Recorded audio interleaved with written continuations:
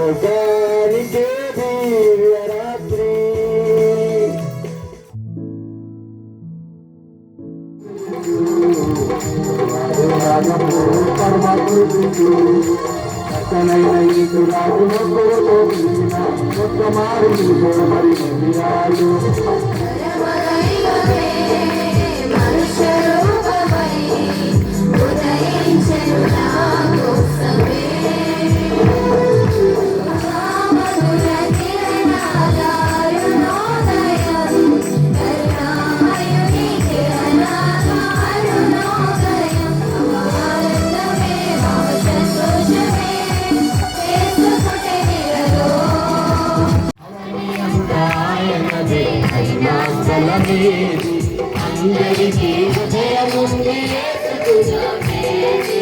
అందరికీ హృదయముంది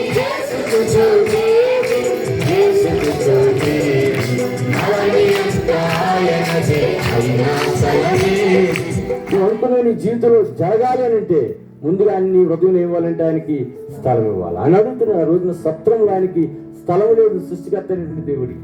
కారణం ఏంటంటే ఆయనను గుర్తించకపోవడం, రెండోది లేఖనాలు ఎరగకపోవడం, మూడోది వేడి చేత నాకు హృదయం నింపబడడం, వ్యాధి. ఈరోజు చేసే నీ హృదయం వెలుపట ఉన్నాడా? నీ హృదయంలో ఉన్నాడా? నీ హృదయం దేని చేత నింపబడింది? నింపబడినటువంటి వాటిని బయటికి తీసేయి. ఆ హృదయంలోనికి నా ప్రభు రావడానికి ఇష్టపడుతుంది.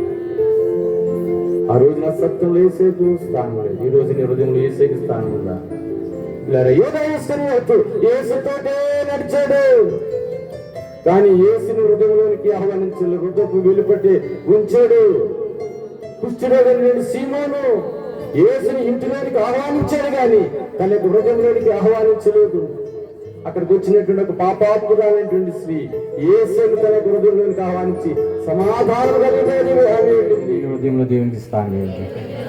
నీ హృదయంలో ఏసుకి స్థానం ఏంటి? యేసు చేత నీ హృదయాన్ని నింపుతామండి. యేసు చేత నీ హృదయాన్ని నింపుతామని చెప్పండి. నీకు శాంతి అని చెప్పండి, నీకు సమాధానం అని చెప్పండి, నీకు సంతోషం అని చెప్పండి, నీకు నిత్యరాజ్యం.